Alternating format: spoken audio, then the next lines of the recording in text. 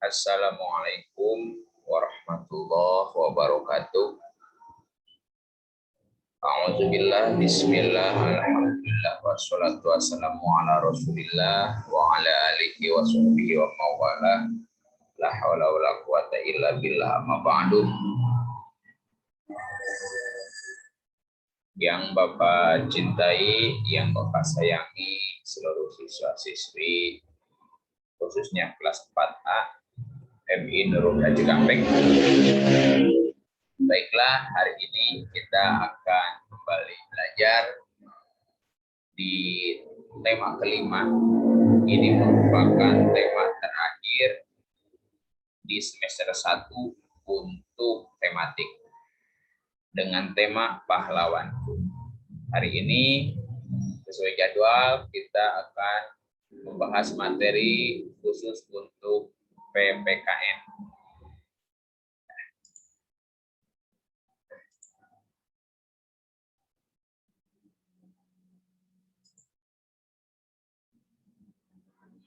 Oke. Untuk di tema 5, kita dimulai dengan kembali mengenal dan mendalami sila keempat Pancasila. Untuk sila ke-1, sila kedua, sila ketiga sudah kita bahas bersama-sama, dari mulai makna dan contoh sikapnya yang sesuai dengan sila ke-1, 2, dan 3 sudah kita dibahas di buku 4D atau tema keempat. Ya. Di tema 5 hanya tinggal 2, yakni sila keempat dan sila kelima. Kita awali dengan makna dan sikap yang sesuai dengan sila keempat Pancasila. Ya. Seperti yang telah kita ketahui bersama bahwa sila keempat Pancasila berbunyi, kerakyatan yang dipimpin oleh hikmat kebijaksanaan dalam permusyawaratan perwakilan. Sila keempat Pancasila disimbolkan dengan kepala banteng. Tahu banteng kan? Ya, banteng itu mirip seperti sapi atau kerbau, mempunyai tanduk. Ya, banteng disebut sebagai hewan sosial karena gemar berkumpul ketika mencari makan. Kenapa kita mengambil kepala banteng disimbolkan dengan banteng? Karena banteng itu merupakan hewan yang paling sosial lah, yang senang berkumpul kemanapun. Tidak ada banteng itu yang sendirian, mereka pasti bersama-sama. Kurang lebih historinya seperti itu, mana simbolnya seperti itu. Ya, kemarin di sekolah sempat kita bahas kilas, tapi kembali hari ini Bapak lebih menekankan lagi supaya kalian jauh lebih paham dari sebelumnya. Yang selanjutnya, kembali, kenapa harus kepala banteng? Kenapa harus hewan banteng yang menjadi simbol? Karena sifat banteng yang gemar berkumpul itu bisa diibaratkan seperti rakyat Indonesia yang harus senantiasa bergotong royong, berkumpul. Kalau ada masalah kita bermusyawarah. Ya. Kemudian rakyat Indonesia gemar berkumpul untuk menyelesaikan masalah bersama. Tidak main hakim sendiri, tidak memutuskan sendiri, apalagi untuk kepentingan bersama. Ya. Cara menyelesaikan masalah bersama yang menjadi ciri khas bangsa Indonesia adalah musyawarah. Musyawarah dilakukan untuk menghasilkan keputusan bersama atau mufakat.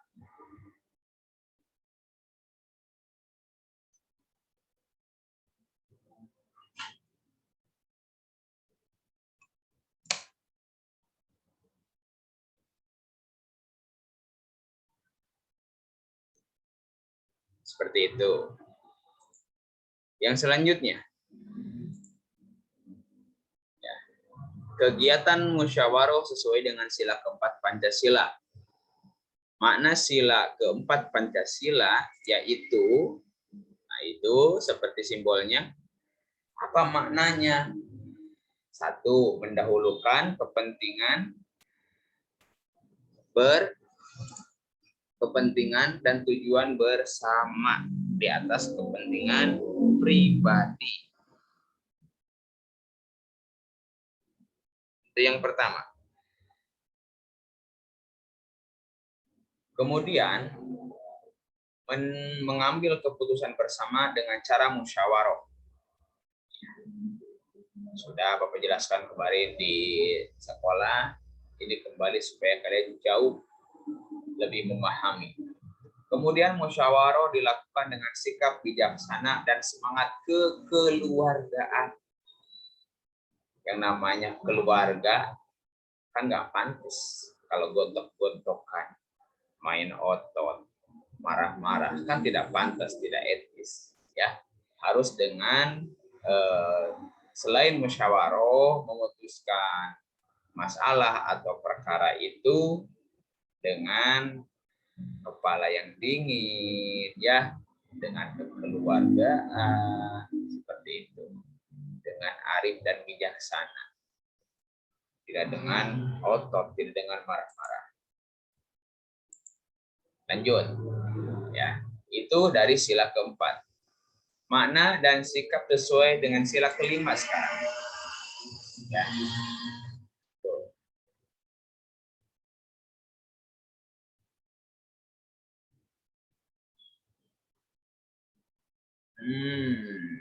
Ini kenapa jadi sila kedua?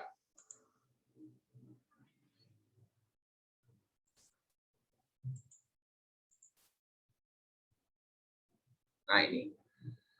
Ya. Bunyi sila kelima yaitu keadilan sosial bagi seluruh rakyat Indonesia yang mempunyai simbol padi dan kapas di sana. Ya. Apa makna dari sila kelima Pancasila? Satu, maknanya itu kita mau bekerja keras. Tugas kalian adalah sekarang sebagai pelajar bagaimana cara memaknai bekerja keras ini. Artinya belajar yang rajin, belajar yang sungguh-sungguh, ya, hindari, jauhi sifat malas. Ya. Yang kedua, bersikap adil. Adil itu bukan sama. Ya, Pak. Adil itu kan harus sama, Pak. Ya. Makna adil yang sebenarnya adalah ya disesuaikan dengan tupoksinya masing-masing. Contoh simpelnya begini, kalian di rumah orang tua kalian misalnya punya anaknya 4. Ada yang sudah kuliah, ada yang sudah SMA, ada yang SMP, ada yang SD, bahkan ada yang baru TK 5 berarti anaknya. Kira-kira kalau anak TK, ini anaknya yang paling kecil TK, dikasih uang 2.000 buat jajan, pantas nggak? Pantas. Ya. Kalau kakaknya yang SD dikasih 2.000, pantas tidak? Ah, kurang, Pak. 5.000 dong, masa disamain? Kan beda jajannya. Oke. Ya. Yang MTS, SMP dikasih 2.000, pantas nggak? Tidak. SMA 2.000 mau nggak? Pasti nggak mau, apalagi yang kuliah. Masa kuliah bawa uang cuma 2.000?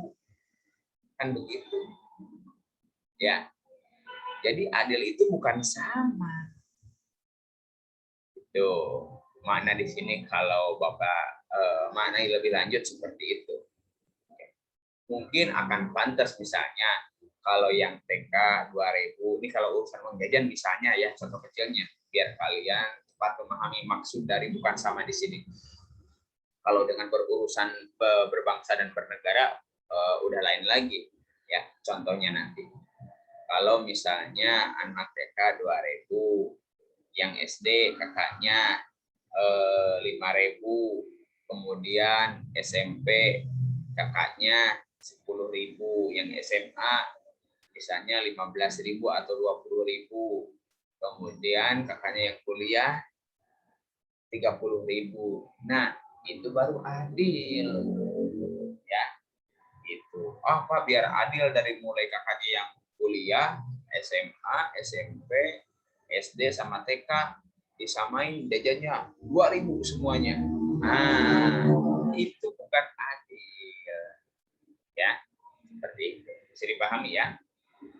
Maksud bersikap adil bukan sama di sini seperti itu. Contoh simpelnya. Kemudian menghormati hak orang lain. Ya, kalian ingat-ingat lagi tentang hak dan kewajiban. Ya, itu hak orang lain. Yang keempat, menghargai hasil karya orang lain. Ya, teman kita punya karya, teman kita bisa mewarnai yang bagus, teman kita bisa bernyanyi yang bagus, ya. Minimal kita bisa menghargai, bisa mengapresiasi. Ya, seperti itu. Bukan teman nyanyinya jelek gitu kan, fals belum bagus-bagus banget, sama kita malah dijelek-jelekin, apa suara jelek begitu, mau ikut lomba nyanyi misalnya. Nah, itu tidak baik, malah membuat teman kita bukan semangat memperbaiki diri, malah ngedown, akhirnya dia nggak mau ikut apa-apa lagi. Ya, seperti itu. Belajarlah kita menghargai hasil karya orang lain. Yang kelima, membantu orang yang sedang kesulitan, membantu, menolong, ya, ini sesuai dengan sikap atau makna dari sila kelima Pancasila. Oke. Sudah tahu tadi Bapak jelaskan padi dan kapas. Kenapa Pak harus padi? Karena padi melambangkan kebutuhan pangan. Kebutuhan pangan kebutuhan makan kita. Ya, itu karena orang Indonesia walaupun pagi-pagi udah makan energi, udah makan bubur, udah roti, misalnya udah bala-bala, udah pisang goreng. Tapi kalau belum nasi ditanya pasti dia jawab udah makan belum? Belum jawabnya. Nah, itu dia, ya. Jadi kalau belum nasi disebutnya belum makan. Itu. Makanya karena kan makanan pokok bangsa Indonesia itu nasi. Nasi dari beras, beras itu dari padi. Kenapa kapas? Karena kapas melambangkan kebutuhan sandang. Sandang ini pakaian, pangan, makanan, sandang, pakaian, dan papan itu adalah tempat tinggal atau rumah. Ya, kan ada sandang, ada pangan, ada papan. Cuman simbol sila kelima ini hanya padi dan kapas, pangan dan sandang. Tuh. Sila kelima berisi simbol sila kelima Pancasila adalah padi dan kapas. Sila kelima berisi tujuan negara kita yaitu menciptakan kemakmuran dan keadilan bagi seluruh rakyat Indonesia. Amin, mudah-mudahan ya. Sebetulnya di sini sudah jelas ya. Kalau orang-orang bisa memaknai ya, itu kalau orang-orang yang di atas bisa memaknai, paham ini aja, menciptakan kemakmuran dan keadilan bagi seluruh rakyat Indonesia.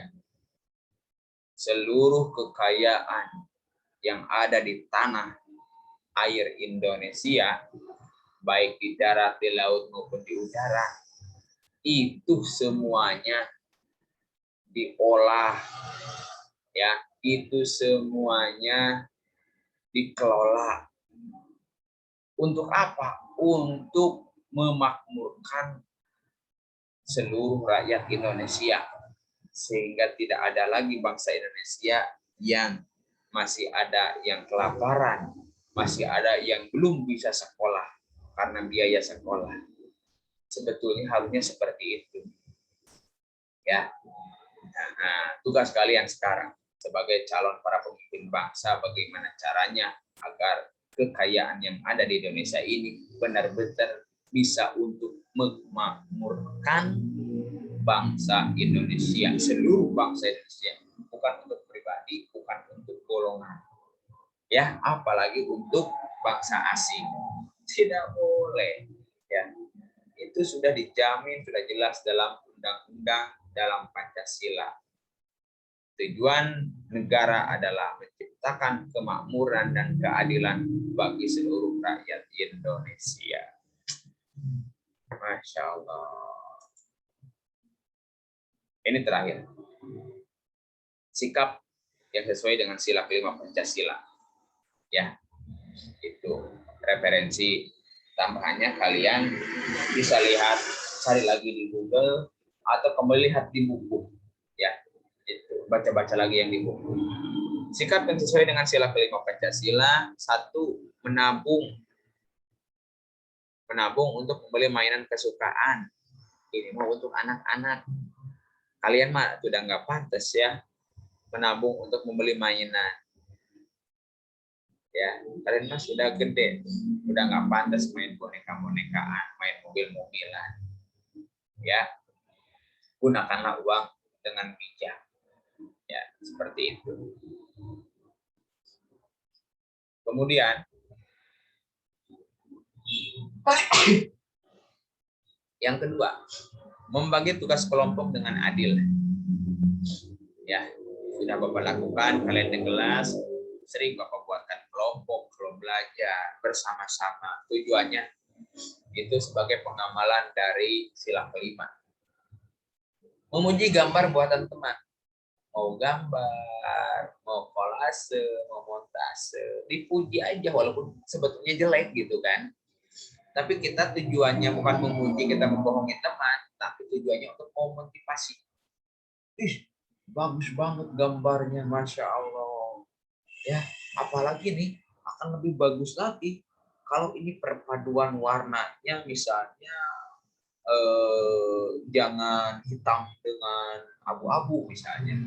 Ya, kayaknya hitam kalau dengan kuning akan lebih bagus nih. Nah, itu seperti itu. Jadi kita mengkritiknya sifatnya membangun. Jadi teman kita nggak akan merasa dijelekan. Oh iya ya, oh iya, ayo dah, nantilah akan saya buat seperti itu nanti. Nah, akan begitu nantinya. Yang keempat, membiasakan diri hidup hemat. Ya, rajin pangkal pandai, hemat pangkal kaya. Kalau kalian ingin pandai harus rajin belajar. Kalau kalian ingin kaya harus hemat. Hemat bukan pelit ya, awas.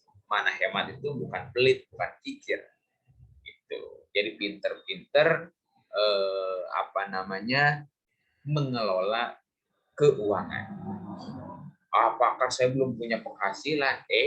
Kan sering Bapak bahas di kelas. Kalian kalau uang jajan sehari ke sekolah berapa? Ada yang 10, ada yang 15, ada yang 20. Coba kalian belajar hemat. Dari 20 itu jangan dihabiskan semua. Sisakan. Ya, sisakanlah 5.000 untuk nabung di rumah. Kata Bapak punya celengan sendiri. Ya. Itu. Kalau bisa memang ngumpet-ngumpet nggak apa-apa. Jangan diketahui oleh ibu bapak, ya nggak apa-apa. Tujuannya nanti kalau sudah penuh baru, wah, nih liatin kakak mah nabung, mah nggak tahu kan, nih sekarang udah penuh, udah ada 10 celengannya. Kita buka mah, orang tua akan bangga itu. Kalian sudah belajar hidup hemat, sudah bisa memanage keuangan meskipun uangnya dari orang tua. Coba dah. Yang kelima, menjalankan hak dan kewajiban secara seimbang. Bukan hanya minta hak saja, tapi kewajiban kau mau melaksanakan. Tidak boleh, harus seimbang hak dan kewajiban. Kewajiban dan hak harus seimbang. Ya, tuh. Nah, sikap kepahlawanan, ya, ini banyak di buku kalian, banyak itu cerita tentang para pahlawan, Patipura, Nyakti, dan lain sebagainya. Sok kalian baca, itu adalah para pahlawan. Pahlawan nasional, pahlawan Indonesia, bisa kalian baca dan kalian teladani sikap kepahlawanannya. Ya, itu. Di sini bacaan di buku banyak, nanti akan Bapak tugaskan, ya. Itu. Nah, ini intinya lah. Cara menerapkan sikap kepahlawanan, belajar dengan giat, menjaga kelestarian lingkungan, baik di rumah maupun di sekolah, berprestasi, baik di lingkungan sekolah, ya, di tingkat sekolah, mau tingkat kelurahan, tingkat kecamatan, tingkat kabupaten, tingkat provinsi, maupun ruang lingkup di tingkat nasional, apalagi bisa sampai tingkat internasional. Emang bisa, Pak? Pasti bisa, asal ada niat, ada kemauan belajar yang rajin. Tuh, yang keempat, membantu teman yang sedang kesulitan. Alhamdulillahirabbil alamin. Itu sepintas penjelasan untuk PPKN di tema 4, di tema kelima buku 4E. Ya. Semuanya sudah Bapak rangkum seperti itu dari satu buku itu. Terima kasih. Cukup sekian untuk materi PPKN hari ini. Untuk tugasnya nanti ada di buku. Bapak di share di grup WA. Assalamualaikum warahmatullahi wabarakatuh.